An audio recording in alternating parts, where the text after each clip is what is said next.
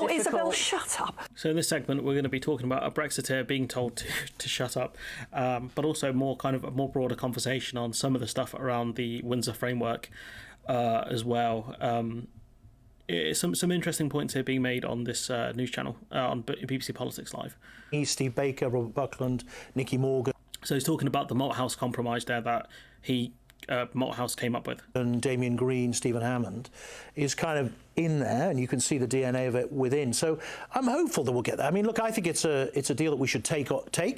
Let's take it, make it work, and then see where we go from there. Right. That's a critical thing, isn't it? And I'm really glad you didn't use the phrase, getting Brexit done, because what this is actually a starting point. It's not an end point. It gives the ability to actually make something of the Brexit opportunity. Because it hasn't done so far. Well, it hasn't. I mean, why would I sit here and pretend that the Brexit opportunity has been maximised? Now, my suspicion is that the reason that the EU has agreed to this framework is because they don't have any real concern that this government, or indeed the likely Labour government that follows it, is actually going to make the most of the Brexit opportunity. We're not going to deregulate. We're not going to lower taxes to make Britain more competitive now we're out of the EU. Therefore, the EU has nothing to worry about. So it's up to... So a lot of this is nonsense about the deregulation thing. If deregulation is the only Brexit benefit you have, then you've got nothing, because deregulation just typically makes things worse. If you look at the financial deregulation they're planning, you're talking about pension funds going under, amongst other things happening. Just bad news overall. Government bailouts all around. You've got tax cuts. The reason that they're doing tax rises is Brexit has knackered the economy. Brexit is causing loads of damage and uncertainty to the economy. Businesses don't want to invest, so that's further hampering the economy. So the argument of we're not doing tax cuts and that's somehow a Brexit benefit is nonsense. Perhaps if Liz Truss didn't cost us, 30+ billion, we could have had money for tax cuts, etc. But it's just what she's saying here is absolute bananas, and no one's calling her out on it. So you guys now, you've pulled this off, now make the most of it. Jim, is that right? Future Labour government wouldn't make the most of it? Well, I mean, the starting point is that this is progress, and we should welcome that progress has been made. Labour has been very clear that there are elements of this that were on the table for some time, and actually we could have got here sooner. Labour's committed to supporting it as it passes through the House, but we all know that simply winning a vote in Parliament, it really is never the test in Northern Ireland. It's whether you can win trust and confidence of all communities in Northern Ireland to make this work in practice, because for the people of Northern Ireland, of course, they want this agreement in place, but the Assembly, the Executive needs to be in place to make sure that decent public services on a day-to-day basis can be provided. I have to say, the DUP aren't going back in from what I've read. I don't think it's going to happen. And winning the confidence of all communities in Northern Ireland is pretty difficult, especially the circumstances we're in now. It sticks in the throat to hear you complaining about things should have been done sooner. It is your party, along with others, that have systematically attempted to block Brexit ever happening, as a result of which it's taken a lot longer than it would have done if they'd been allowed to get on with the job.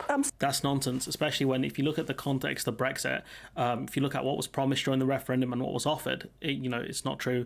If you look at the stances of the different political parties at the time, that's not true.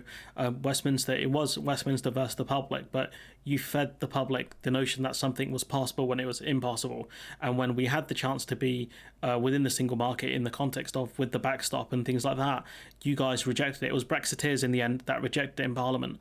Let's not forget that it was Theresa May had a majority in coalition with the DUP. The DUP rejected the May deal, and so the DUP were a Brexit party. Theresa May she did have a lot of Brexiteers within her party at the time, and they sunk her. They absolutely sunk the agreement. So for them to argue it was the Remainers that scuppered Brexit or delayed Brexit, it's not true. It was the Brexiteers that did it. Sorry, we as somebody who wishes we had never left the EU, I accept that we have. But we were told by you and others campaigning for Brexit that this was all sorted, that we would be able to see the benefits. You've conceded we haven't seen the benefits so far, and that actually, we'd got an oven-ready deal. Well, conclusive proof that we never did have. You spent years preventing work on it by making everyone go through a series of noise. I'm sorry. Hang on. Let's check it. I'll come to you. voted for Theresa May's deal, we wouldn't be where we are. Well, And did the Brexiteers support the Theresa May deal? They didn't. quite. I think you might have We were forgotten told the that conversation it, taking place on your Hang side on, of the let benches. Jackie, because people You might have to have that conversation with your own side there, mate. I think that's what he said. can't hear if you talk over we each were other. told that this was all sorted, that we were now in the sort of open waters of Brexit. That clearly wasn't So the you thought case. you'd make it more difficult. Isabel, shut up. Excuse me. Hang on.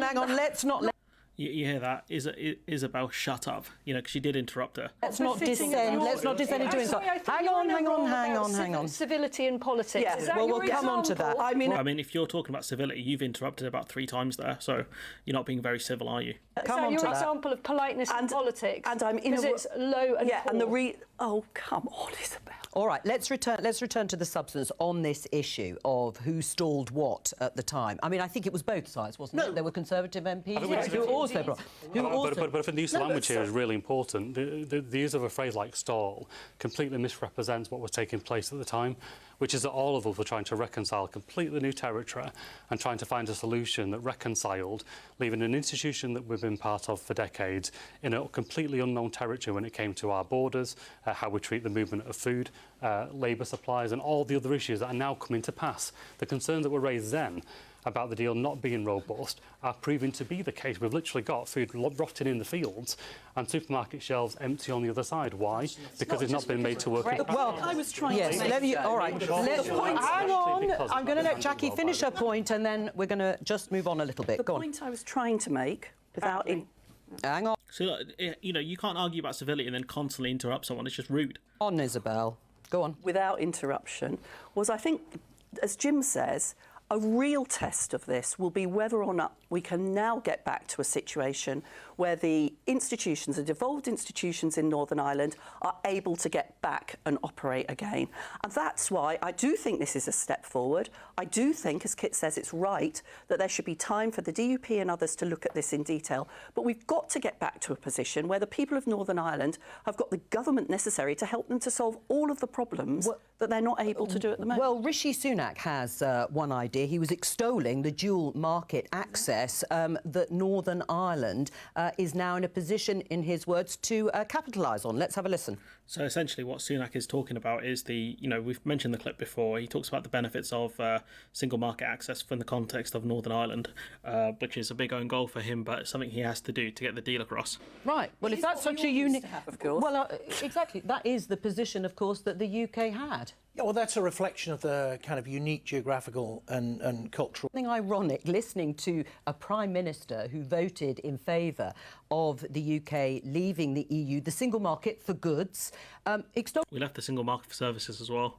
the virtues of that very unique position that Northern Ireland now finds itself in. No, I don't think so. He's trying to sell a deal in Northern Ireland. Northern Ireland has, as I say, a particular geography and a particular sensitivity that puts it in a particular position. We don't, the islands of Great Britain don't have a land border that needs to be looked at with the European Union, right? We have a sea border. But as I say, the overall thrust of Brexit was change in our trading patterns. From my point of view, I mean, I know everybody says that we haven't seen the benefits of Brexit. Look, it took us 14 years to get into the EU. The idea that overnight everything was going to suddenly change is crazy. And That's what you guys told us, though. Considerable upsides, no downsides. I would say having no tomatoes in the supermarket is a considerable downside. I have to say, life was made a lot more difficult by the way the House of Commons... All right. Well, no, that is up absolutely to around true. 2019. But Jim, so I would think the you- benefits will come over time. Well, yes, maybe they will. But would Labour, would you like to have the position for the rest of the UK that Northern Ireland now has in terms of that dual market access? No, we're very clear in terms of the customs union and the single market. We've gone over this nonsense before, where they talk about this stuff, and if we were able to be a part of the single market and the customs union, it would greatly increase the UK's productivity. It would really help the UK's economy. Engaging in a positive way with the EU, which frankly wasn't the case with Boris Johnson, and of course we still don't know if he's going to want to play politics with this deal either. And that means that we can now start thinking about things that are really crucial, like a proper security deal with the EU to help to keep us safe. In other words, I saw a story today, actually, at time of recording, where the UK still doesn't have access to certain EU databases around security and threats that could happen, that could hit us. So she's right there.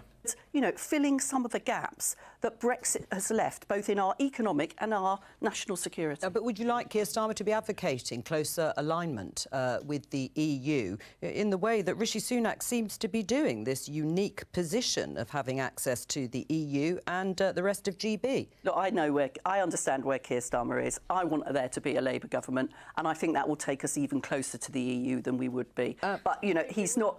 Well, what we've actually got to do now Interruption again. is deregulate and make ourselves more competitive. Otherwise, there's no point to the whole exercise. So the government is about to put up... It's all nonsense. This is all nonsense what she's saying here. Absolute nonsense. And, you know, she continues to talk more nonsense as the show goes on. But anyways, I'm going to leave it there. Let me know what you think in the comments below. Like, we're all this face right now. Let me know what you think in the comments below. Like, comment, share, subscribe. And hopefully I'll see you in the next one.